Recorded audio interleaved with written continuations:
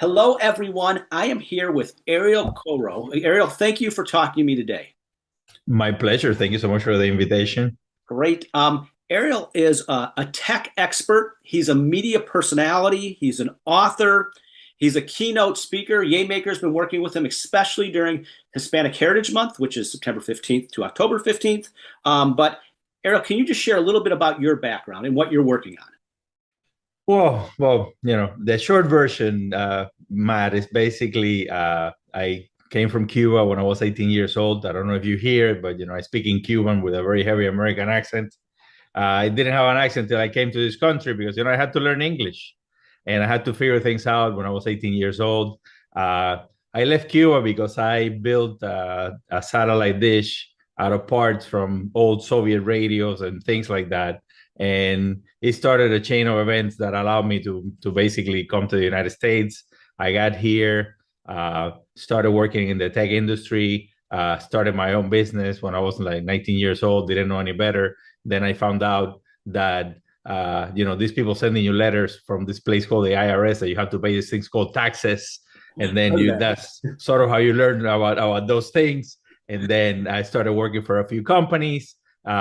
And a few years later, I was working for as a contractor for the Hubble Space Telescope. Then I worked for Checkpoint Software, one of the most important information security companies in the world. And then I went to work for Cisco Systems as a senior consulting security engineer.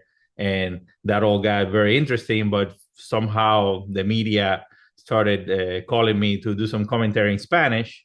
And since there was nobody then, and people thought that I was crazy because I was trying to talk to people in Spanish, about computers and security, and that sort of snowballed, and I ended up leaving Cisco Systems and starting my own company, my own consulting company, and then of course doing media appearances, publish a book, and it sort of snowballed from there.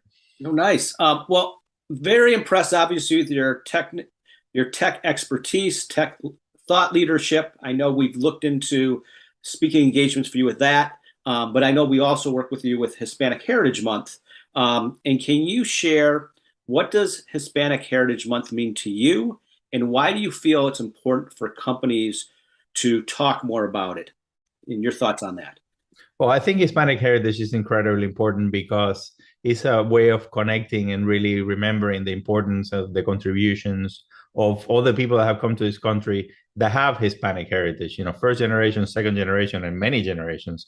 You have to, thinking about it, you have about 62 million Hispanics in the US. The only other country that has more Hispanics is Mexico. So there are more Hispanics in the US than Canadians in Canada.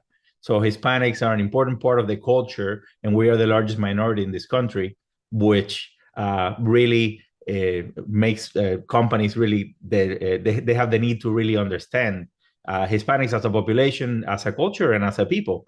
We are all from different places. We have different colors. We are as diverse as it can be, but we have and we share so many things in common, including the language. All right. People ask me, well, with speakers with Hispanic Heritage Month, what topics do you typically cover? And then what takeaways do you expect from companies, leaders, and employees? Well, the interesting thing is that companies we have, and I have many speeches that I have developed for all kinds of organizations, and uh, from starting from Fortune 100 to many others. But there's one that resonates, and it's sort of like the most popular speech that is called "Innovating with an Accent."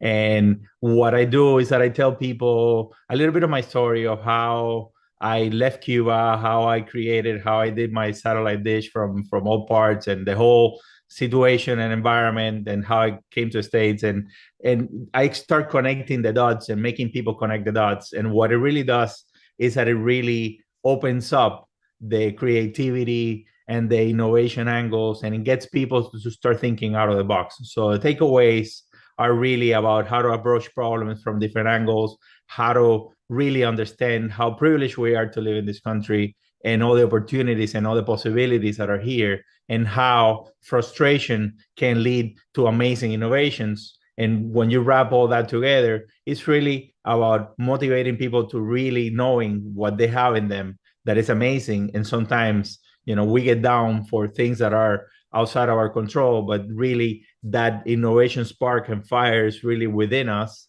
And when you listen to the story, it gets people to really start thinking and connecting all these dots that can make great things.